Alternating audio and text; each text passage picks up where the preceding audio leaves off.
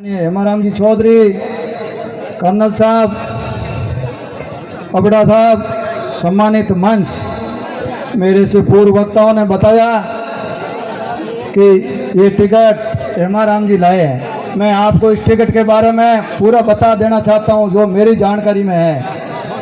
आज से 2 साल पहले हेमाराम जी ने इच्छा जाहिर की थी कि मैं इलेक्शन नहीं लड़ सकता इस परिवेश में, जिस जगह जो राजनीतिक माहौल है इस माहौल में मैं इलेक्शन लड़ने में समर्थ नहीं हूँ। तो हाईकमान ने इनको कई बार कहा और एक बायतू की सभा में कर्नल साहब और हेमाराम जी साथ में थे।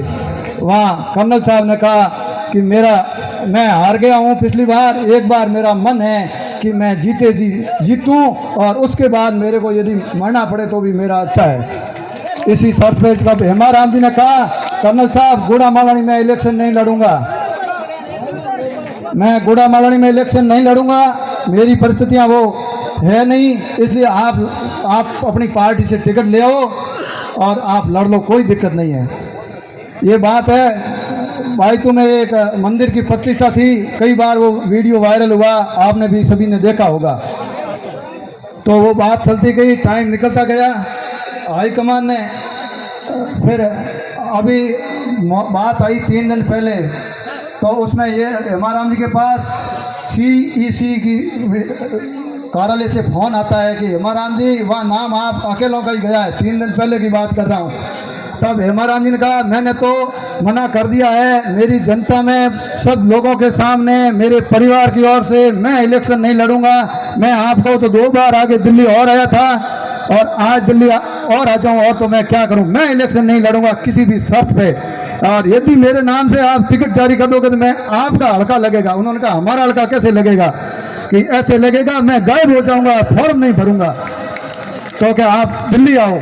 तो मैं उस समय साथ में था, तो मेरे को कहा कि आप भी साथ चलो, अपन चलते हैं दिल्ली, मैं तो मना कर नहीं जाऊंगा। मैंने कहा साहब मैं साथ में चलूंगा तो मेरा भी ये लोग कहेंगे कि साथ में जाना, टिकट कमाना है रहा, तो ऐसा कुछ मौका नहीं। फिर वहाँ वो बाका ये बना, वास्तविक बाका बना, वो बताता हूँ मैं। मेरे को हेमाराम ने कहा है कि वास्तविक बाका बताना है। फिर वहाँ बाका ये बना, नेशनल कमेटी है जो कांग्रेस पार्टी की टिकटें बांटती है, उन्होंने सर्वे देखे, आदमी की योग्यताएं देखी, तब वहाँ आदमी कौन निकल सकता है। तो क्या कर्नल साहब, हेमाराम जी ने कर्नल साहब से पूछा क्या मैं इलेक्शन लड़ूं साहब।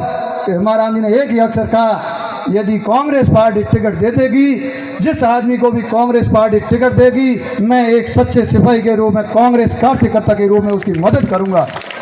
ये यहाँ मंच पे मेरे से पहलू कहा गया कि हेमाराम जी के कहने पे टिकट की दी गई। कर्नल साहब भी विराजमान है, हेमाराम जी विराजमान है, इनके भाषण होने हैं और मैं देश दे रहा हूँ। वहाँ ये बात तय हुई तो हेमाराम जी वहाँ से आ गए कि भाई कांग्रेस पार्टी जो निर्णय लेगी गुड़ा मालानी की जनता के पक्ष में लेगी और मैं उनका सेवा करूंगा, ये बात हुई थी। तो फिर कर्नल साहब ने जैसे टिकट पहले वहाँ रहे हुए हैं, इनकी बहुत पहुंच है सेंट्रल में और इन पर भरोसा किया, और गुड़ा मालानी जनता ने कर्नल साहब को आगे 4 बार वोट दिए। कर्नल साहब को भी अपने पे भरोसा था और हेमाराम जी से उन्होंने फोन करके, हेमाराम जी आप क्या करोगे, कांग्रेस पार्टी यदि टिकट देगी तो मैं तन और मन से।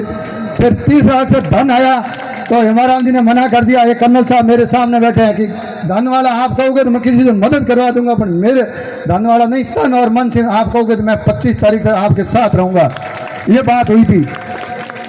तब कर्नल साहब को मीटिंग, अपनी सबकी भावनाएं, कांग्रेस पार्टी की कार्यकर्ताओं की भावनाएं और सेंट्रल गवर्नमेंट, सेंट्रल में जो अपने हाईकमान है उन्होंने इनको टिकट दिया।